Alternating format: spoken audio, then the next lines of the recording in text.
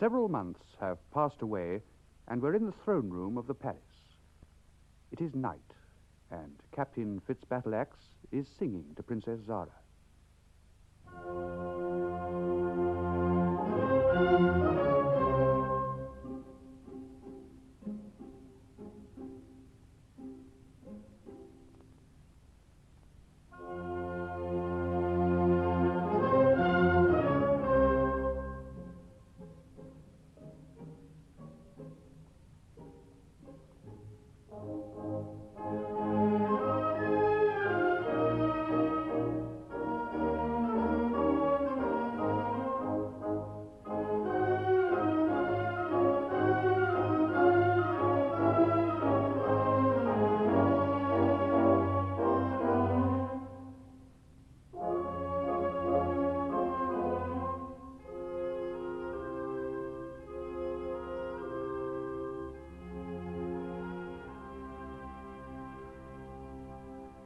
Oh, Zara, my beloved one, bear with me.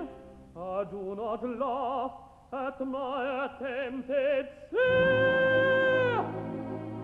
Repent not, mocking maid, thy girlhood's choice, the fervor of my love affects my voice.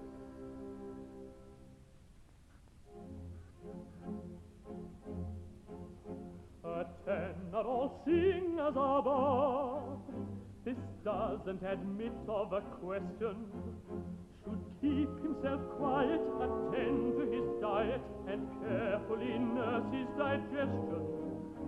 But when he's madly in love, it's certain to tell on his singing.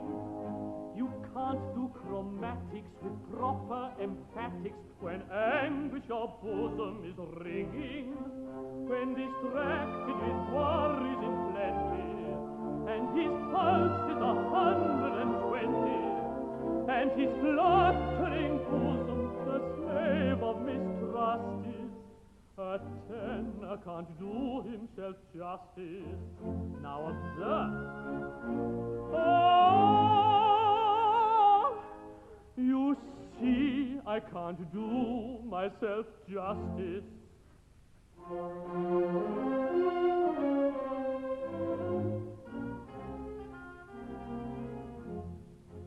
I could sing if my fervor were mock. It's easy enough if you're acting, but when one's emotion is born of devotion, you mustn't be over-exacting. One ought to be firm as a rock, to venture a shake in vibrato. When fervor's expected, keep cool and collected, or never attempt agitato. But of course when his tongue is of leather, and his lips appear pasted together, and his sensitive palate as dry as a crust is, a tenor can't do himself justice. Now observe.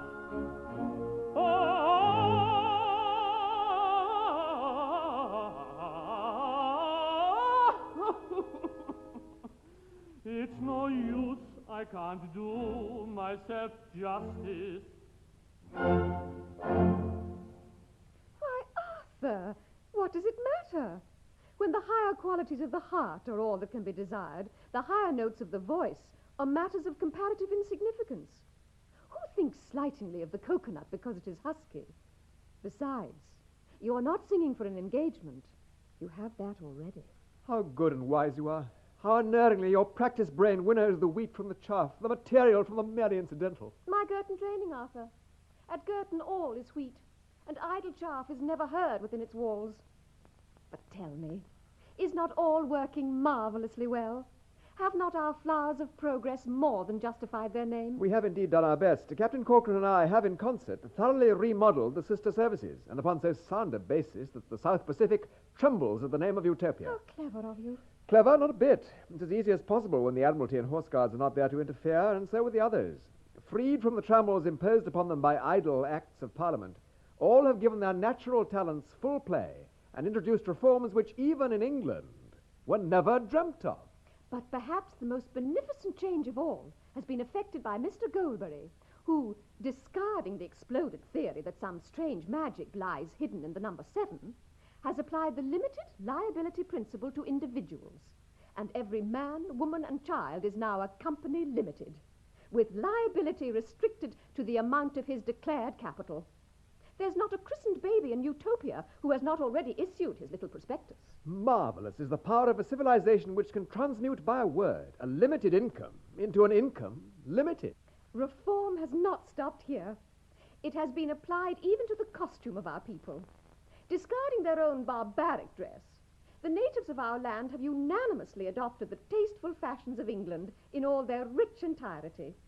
Scaphio and Phantis have undertaken a contract to supply the whole of Utopia with clothing designed upon the most approved English models. And the first drawing room, under the new state of things, is to be held here this evening. But drawing rooms are always held in the afternoon. Ah, we've improved upon that. We all look so much better by candlelight. And when I tell you, dearest, that my court train has just arrived, you will understand that I am longing to go and try it on. Then we must part. Necessarily for a time. Just as I wanted to tell you, with all the passionate enthusiasm of my nature, how deeply, how devotedly I love you. Hush! Are these the accents of a heart that really feels? True love does not indulge in declamation. Its voice is sweet and soft and low. The west wind whispers when he woos the poplars.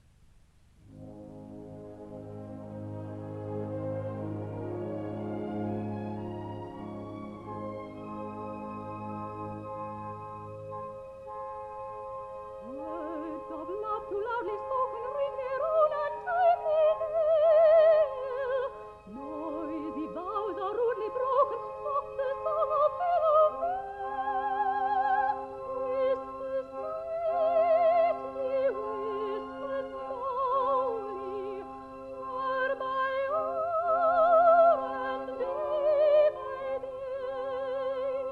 Sweet and low as accent holy, are the notes of lovers' lay.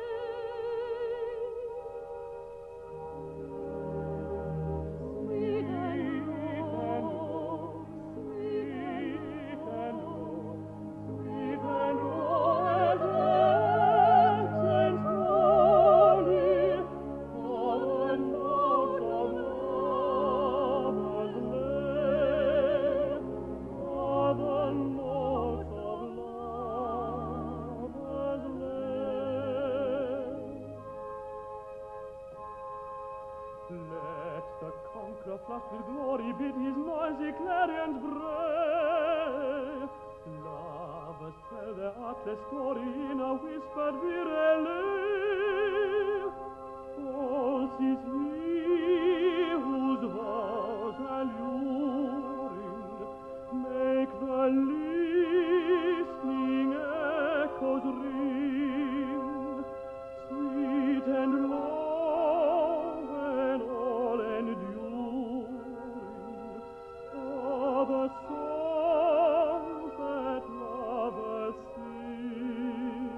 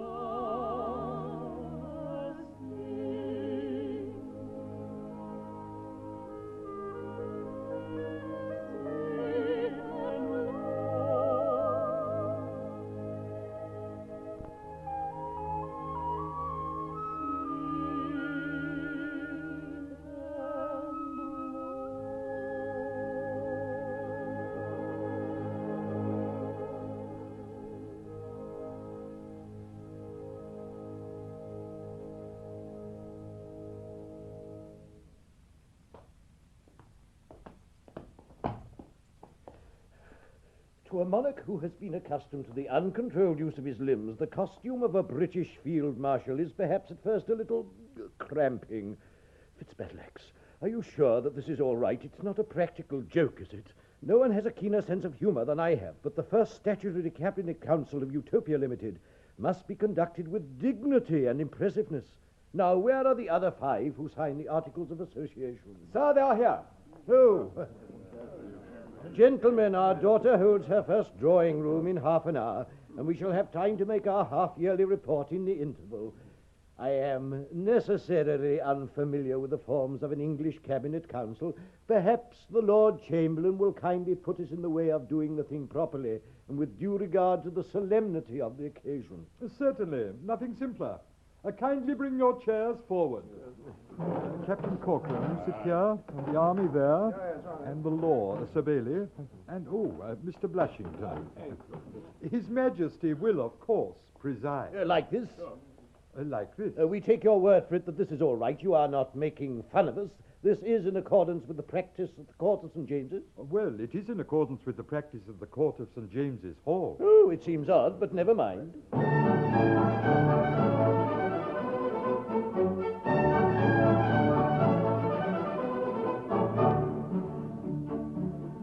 Society has quite forsaken all her wicked causes, which ends our police courts and abolishes divorces. Divorce is nearly obsolete in England. No tolerance we show to undeserving rank and splendor, for the higher his position is, the greater the offender. That's a maxim that is prevalent in England. No peeress at our drawing room before the presence passes who wouldn't be accepted by the lower middle classes. Each shady dame, whatever be her rank, is bowed out neatly. In short, this happy country has been anglicised completely, completely, completely. It really is surprising what a thorough anglicising we have brought about Utopia's quite another land. In our enterprising movement, she is England with improvements which she dutifully offer to our motherland.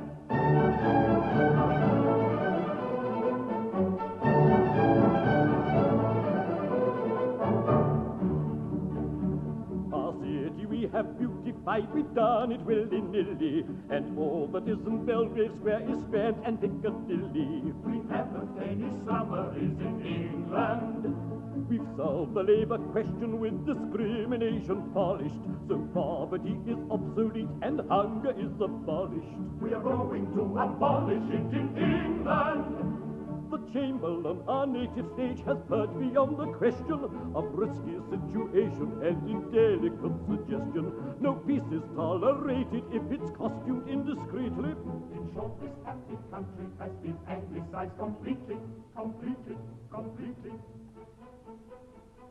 It really is surprising what a thorough anglicising we have brought about Utopia's quite another land. In our enterprising movement, she is England with improvements which she dutifully offer to our motherland.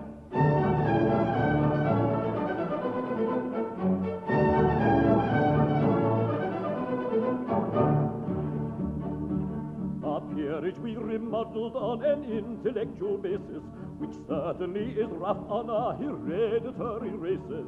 We are going to remodel it in England. The brewers and the cotton lords no longer seek admission, and literary merit meets with proper recognition. As literary merit does in England. Who knows, but we may count among our intellectual chickens, like you and Earl of Thackeray and perhaps the Duke of Dickens. Lord Filders and Viscount Millais, when they come, will welcome sweetly. In short, this happy country has been anglicised completely, completely, completely. It really is surprising what a thorough anglicising we have brought about Utopia's quite another land. In our enterprising movement, she is England with improvements which she dutifully offer to our motherland. It really is surprising what a thorough anglicising we have brought about Utopia's quite another land. In our enterprising movement, she is England with improvements which she dutifully offer to our motherland.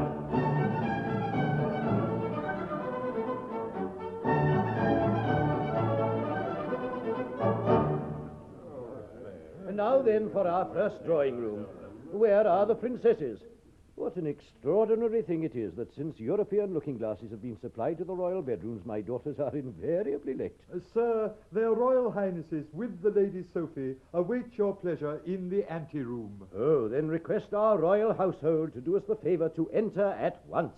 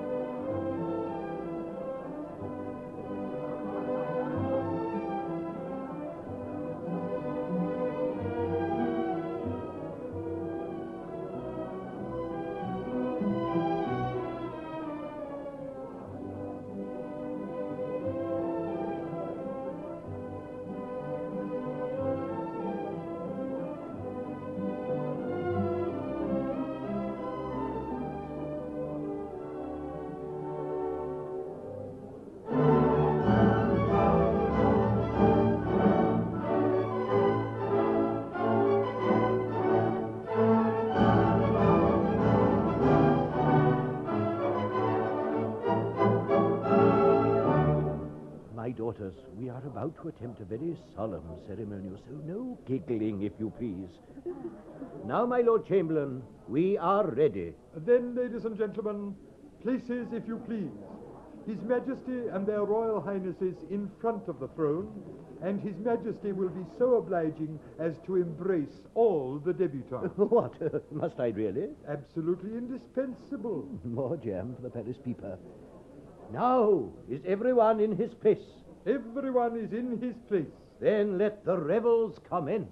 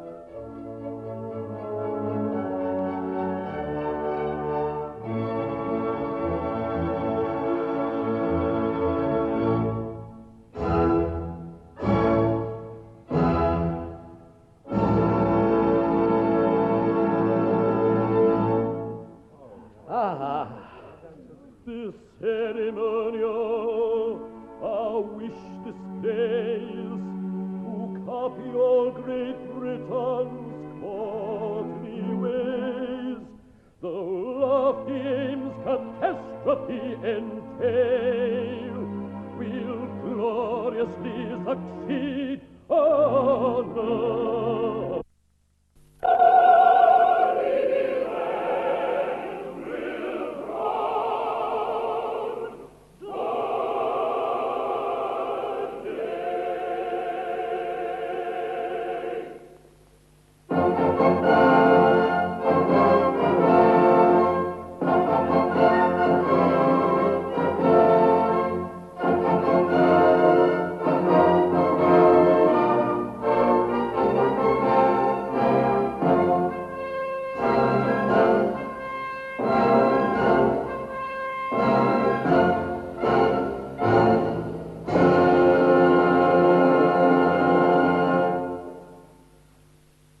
The sweeping success of English customs at the court has been observed by Scaphio and Phantis, who, to say the least, are not best pleased.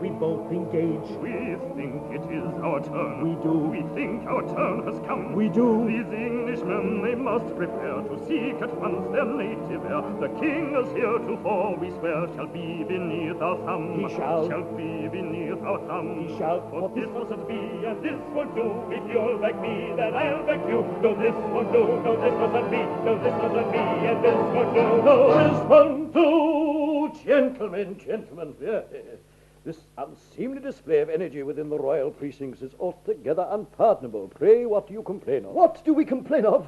Why, through the innovations introduced by the flowers of progress, all our harmless schemes for making a provision for our old age are ruined. Ruined? Our matrimonial agency is at a standstill. Standstill? Our cheap sherry business is in bankruptcy. Bankruptcy? Our army clothing contracts are paralyzed. Paralyzed? And even our society paper, the Palace Peeper, is practically defunct. Defunct? Defunct? Is that so, dear? I am truly sorry. Are you aware that Sir Bailey Barr has introduced a law of libel by which all editors of scurrilous newspapers are publicly flogged, as in England? And 6 of our editors have resigned in succession. Now, the editor of a scurrilous paper can stand a good deal. He takes a private thrashing as a matter of course. It's considered in his salary. But no gentleman likes to be publicly flogged. Naturally, I shouldn't like it myself. Then our burlesque theatre is absolutely ruined. Dear me, well, theatrical property is not what it was. Are you aware that the Lord Chamberlain, who has his own views as to the best means of elevating the national drama, has declined to license any play that is not in blank verse and 300 years old, as in England? And, as if that wasn't enough, the county councillor has ordered a 4-foot wall to be built up right across the proscenium in case of fire, as in England. It's so hard on the company, who are liable to be roasted alive, and this has to be met by enormously increased salaries, as in England. You probably know that we've contracted to supply the entire nation with a complete English outfit.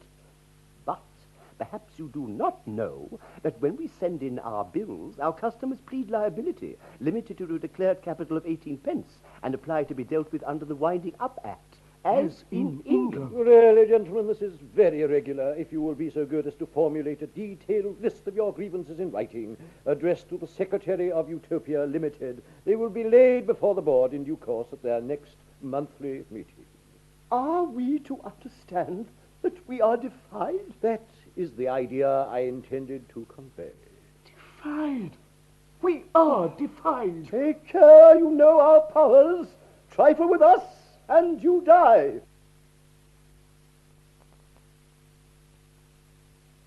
If you think that when banded in unity, we may both be defied with impunity, you are sadly misled of the verity. If you value repose and tranquility, you revert to a state of docility, or prepare to regret your temerity. If my speech is unduly refractory, you may find it, of course, satisfactory at an early board meeting to show it up. Though with proper excuse you can company, you may wind up a limited company. You cannot conveniently blow it up. Whene'er I chance to baffle you, I also dance a step or two. Of this now guess the hidden sense. Of this now guess the hidden sense.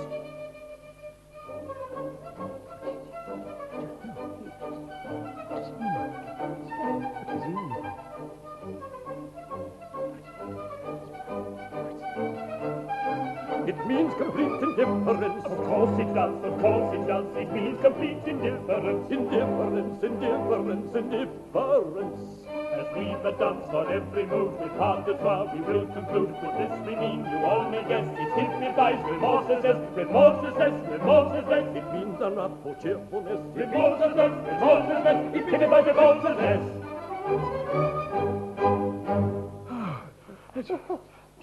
He's right. We are helpless. He's no longer a human being. He's a corporation. And so long as he confines himself to his articles of association, we can't touch him. What are we to do? Do? Raise a revolution. Repeal the Act of 62, reconvert him into an individual, and insist on his immediate explosion. Tarara, come here. You're the very man we want. Certainly. Allow me. A cracker? Pah! That's rude. We have no time for idle forms. Listen. You wish to succeed to the throne. Naturally. Then you won't unless you join us. The king has defied us, and as matters stand, we are helpless. So are you. We must devise some plot at once to bring the people about his ears. A plot?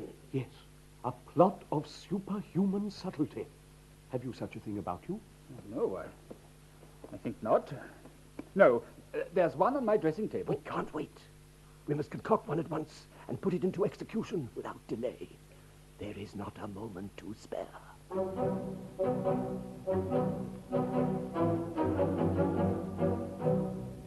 With wily brain upon the spot a private plot, we'll plan the most ingenious private plots is private plots began. That's understood, so far we've got, and striking while the iron's hot. We'll now determine like a shot the details of this private plot. I think we ought. Such bosh I never heard. Ah, happy thought. How utterly dashed absurd. I'll tell you how. Why, what put that in your head? I've got it now. Or take him away to bed, or put him to bed, or put him to bed. What put me to bed? Yes, certainly put him to bed. But bless me, don't you see? Do listen to me, I pray. It certainly seems to me. Oh, this is the only way. It's rubbish, absurd. You growl, you talk ridiculous stuff. You're a dribbling bounder. You're a vapid and vain old muff. You're a vain old muff. You're a dribbling bounder. You're a dribbling, dribbling, dribbling bounder. So far we haven't quite solved the plot. They've not a very ingenious lot, but don't be unhappy, it's still on the tabby. But presently hit on a capital plot.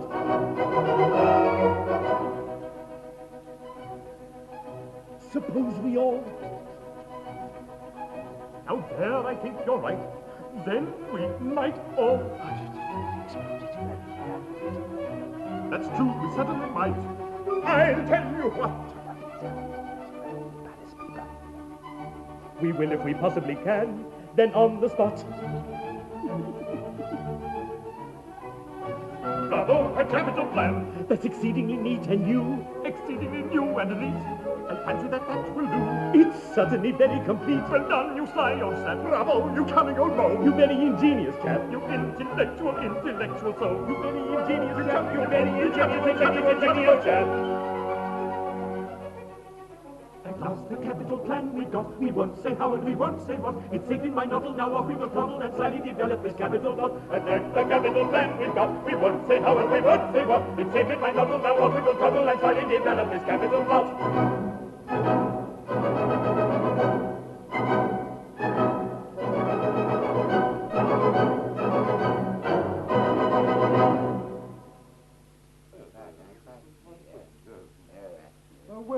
Lefebvre, what do you think of our first South Pacific drawing room?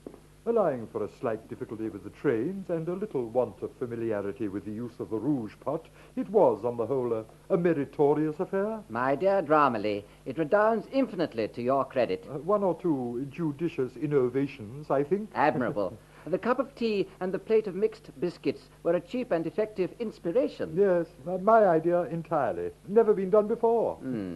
Pretty little maids, the king's youngest daughters, but timid. That'll wear off. Young. That'll wear off. Here they come, by George. And without the dragon. What can they have done with her? Oh, if you please, Lady Sophie has sent us in here because Zara and Captain Fitzbattleaxe are going on in the garden in a manner which no well-conducted young ladies ought to witness. Indeed, we are very much obliged to her ladyship. Are you? I wonder why. Don't tell us if it's rude. Rude? Not at all. We are obliged to Lady Sophie because she has afforded us the pleasure of seeing you. I don't think you ought to talk to us like that. It's calculated to turn our heads. Attractive girls cannot be too particular. Oh, pray, pray, do not take advantage of our unprotected innocence. Pray be reassured. You are in no danger whatever. But may I ask, is this extreme delicacy, this shrinking sensitiveness, a general characteristic of Utopian young ladies? Oh, no. We are crack specimens. We are the pick of the basket. Oh. Oh, would you mind not coming quite so near? Thank you. And please don't look at us like that. It unsettles us. And we don't like it. At least we do like it, but it's wrong. We have enjoyed the inestimable privilege of being educated by a most refined and easily shocked English lady on the very strictest English principles. But, my dear young lady... Oh, don't, you mustn't. It's too affectionate. It really does unsettle us. Are you really under the impression that English girls are so ridiculously demure? Why, an English girl of the highest type is the best, the most beautiful, the bravest, and the brightest creature that heaven has conferred upon this world of ours. She is frank, open-hearted, and fearless, and never shows in so favorable a light as when she gives her own blameless impulses full play. Oh, you shocking story. Not at all. I am speaking the strict truth. I'll tell you all about her.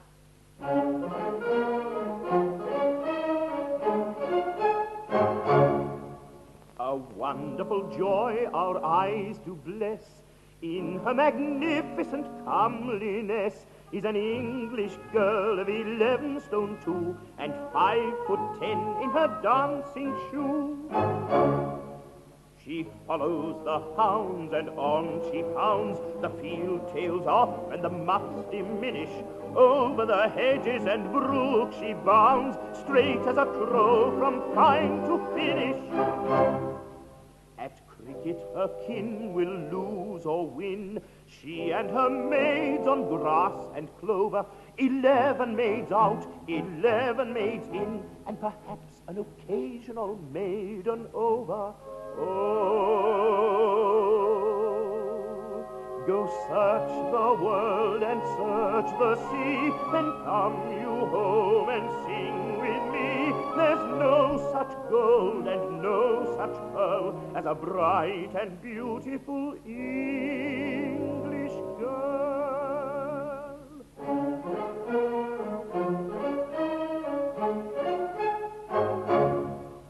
With a 10-mile spin she stretches her limbs, she golfs, she punts, she rows, she swims, she plays, she sings, she dances too, from 10 or 11 till all is blue. At ball or drum till small hours come, chaperone's fan conceals her yawning. She'll waltz away like a teetotum and never go home till daylight's dawning. Lawn tennis may share her favors fair, her eyes are dance and her cheeks are glowing. Down comes her hair, but what does she care? It's all her own, and it's worth the showing. Ah, go search the world and search the sea, then come you home and sing with me. There's no such gold and no such pearl as a bright and beautiful English girl. Her her soul is sweet as the ocean air, for prudery knows no haven there. To find mock modesty, please apply to the conscious blush and the downcast eye. Rich in the things contentment brings, in every pure enjoyment wealthy, blithe as a beautiful bird she sings, for body and mind are hale and healthy. Her eyes, they thrill with right goodwill, her heart is light as a floating feather, as pure and bright as the mountain rill that leaps and laughs in the highland heather. Ah, go search the world and search the sea, then come you home and sing with me. There's no such gold and no such pearl as a bright and beautiful English girl.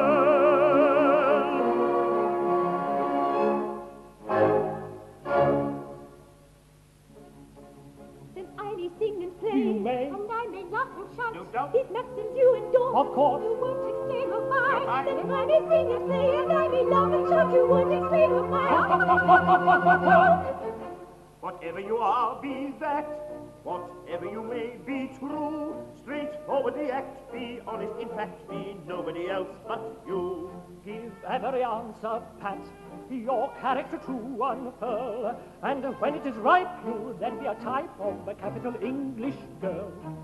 Oh, sweet surprise, oh dear delight, to unfit, undisputed right, all must be rules despite, that art is wrong and nature right. Oh, sweet surprise, oh dear delight, to unfit, undisputed right, all must be rules despite, that art is wrong and nature right.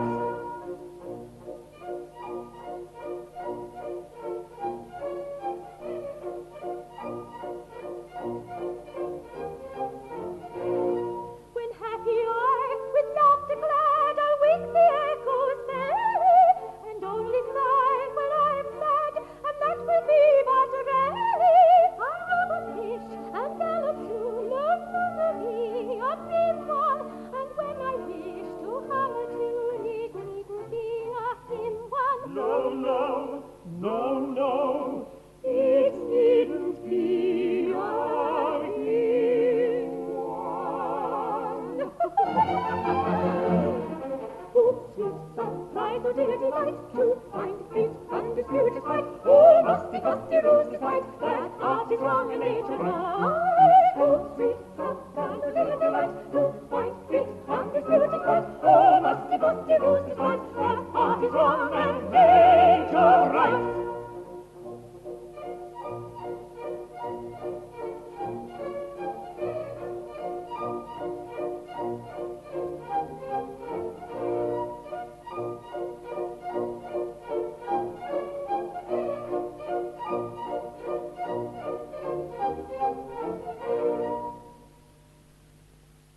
So the girls dance away with their new tutors, whose lessons seem more to their liking than those of their governess, Lady Sophie, whom we now find meditating alone.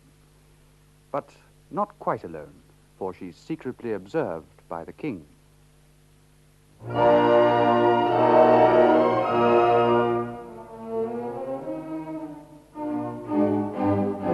Oh, would some demon powers a gift impart to quell my over-conscientious heart, and speak the oaths that never had been spoken, and break the vow that never shall be broken. When but a maid of 15 years, unsought, unplighted, short petticoated, and I fear still shorter sighted, I made a vow one early spring that only to some proof of blameless life could bring, I'd be united. For I had read not long before of blameless kings in fairy lore, and thought the race still flourished here. I was a maid of 15 years. Well,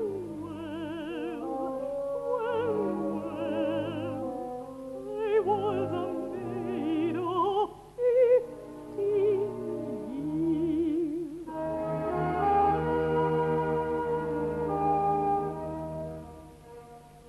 Each morning I pursued my game, an early riser. For spotless monarchs I became an advertiser. But all in vain I searched each land so kingless, through my native strand returned a little older and a good deal wiser.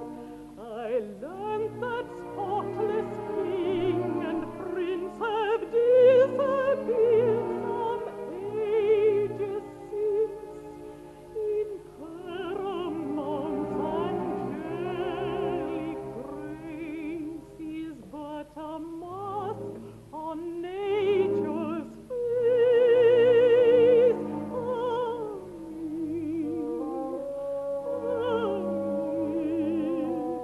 Is but a mask on nature's face. On nature's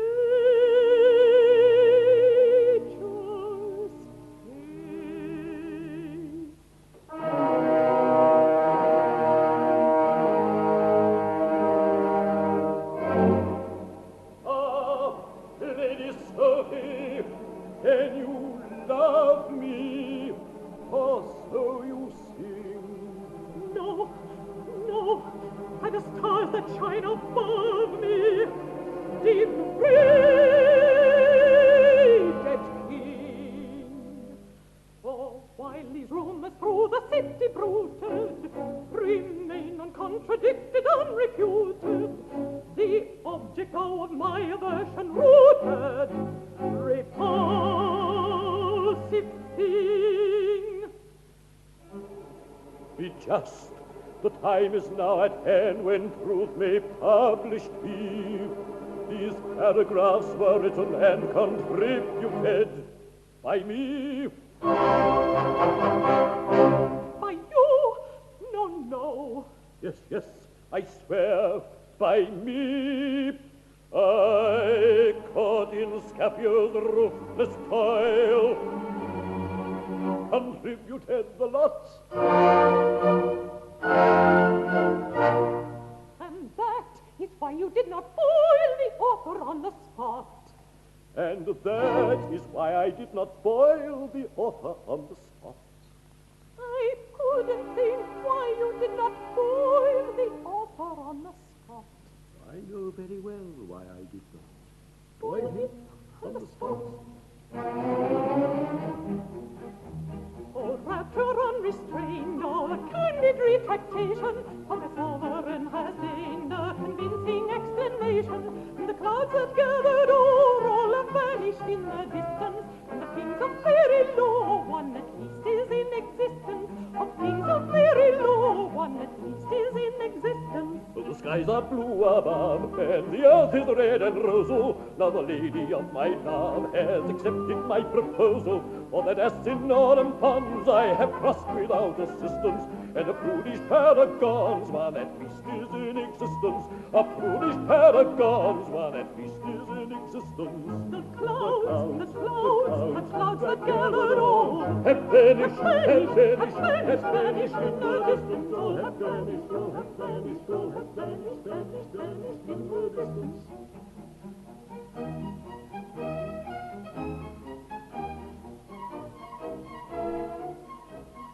All is well, and the King and Lady Sophie dance together.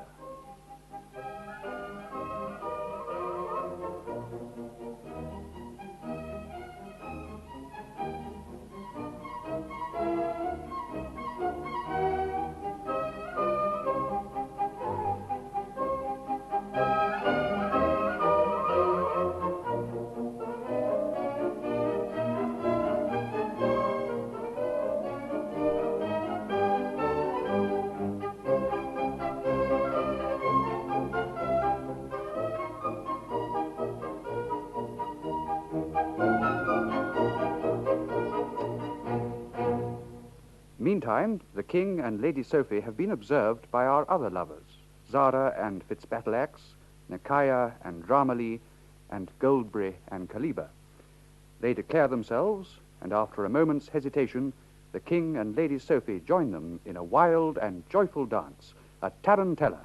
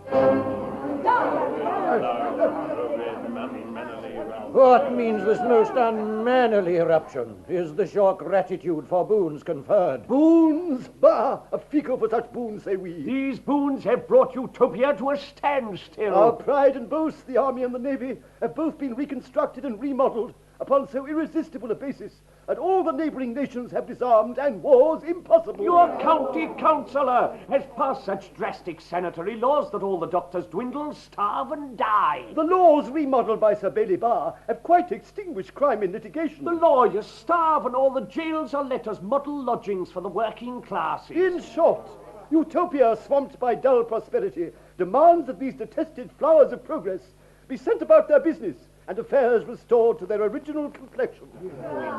My daughter, this is a very unpleasant state of things. What is to be done? I don't know. I don't understand it. We must have omitted something. Omitted something? Yes, that's all very well. But what... Of course. Now I remember. Why, I had forgotten the most essential element of all. And that is? Government by party. Introduce that great and glorious element, at once the bulwark and foundation of England's greatness, and all will be well. No political measures will endure, because one party will assuredly undo all that the other party has done.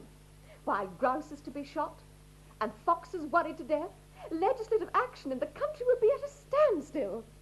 Then there will be sickness in plenty, endless lawsuits, crowded jails, interminable confusion in the army and the navy, and in short, general and unexampled prosperity.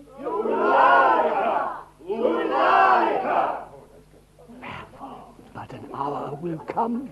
Your hour has come already. Away with them, and let them wait my will.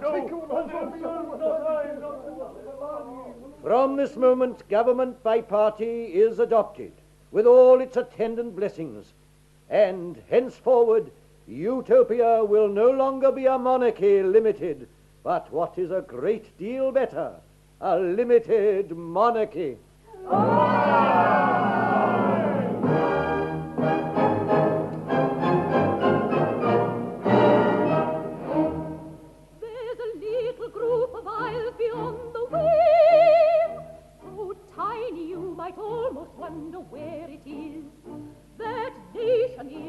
bravest of the brave, and cowards are the rarest of all rarities.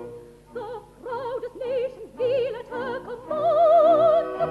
She terrifies all foreign-born rascallions, and holds the peace of Europe in her hand with half a score invincible battalions.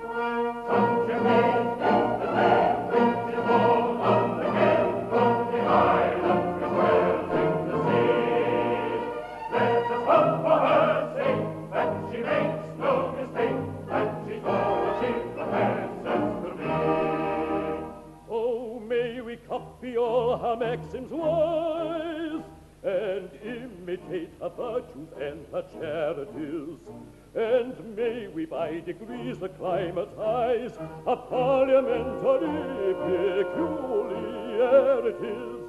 By doing so we shall in course of time regenerate completely our entire land.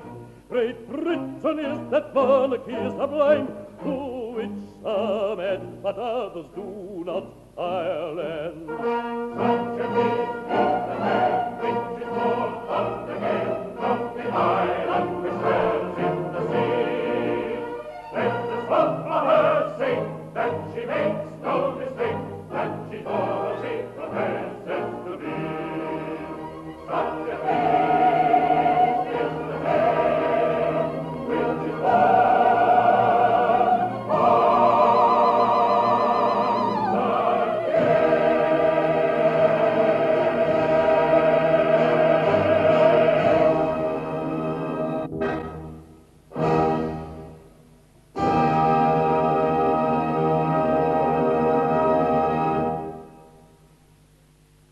In that complete performance of Utopia Limited by W.S. Gilbert and Arthur Sullivan, King Paramount I was played by Peter Pratt.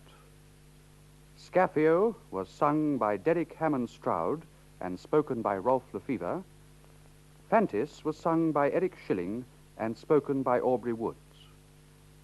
Tarara was sung by John Frost and spoken by Wilfrid Carter. Lord Dramaleigh was sung by David Price and spoken by Hamlyn Benson. Captain Fitzbattleaxe was sung by Kenneth Bowen and spoken by Peter Howell. Captain Sir Edward Corcoran, KCB, was sung by Donald Frankie. Mr. Goldberry was sung by Leslie Fyson and spoken by Frederick Treves, who also played Calynx. Sir Bailey Barr, QC MP, was sung by Edgar Fleet, Mr. Blushington by John Noble. The Princess Zara was sung by Patricia Reeks and spoken by Sheila Manahan. Princess Nakaya was sung by Joanne Brown and spoken by Wendy Lovelock. Princess Kaliba was played by Jane Wenham. Prices to get at low prices on goods from cost pictures to cable. By Margaret Gordon. Salatar and Malini were spoken by Elizabeth Proud and Pamela Binns. Filler was sung by Doreen Murray. The Utopian maidens, lifeguards, and Utopian citizens were the John McCarthy singers. The performance was conducted by Stanford Robinson and produced by Michael Moore.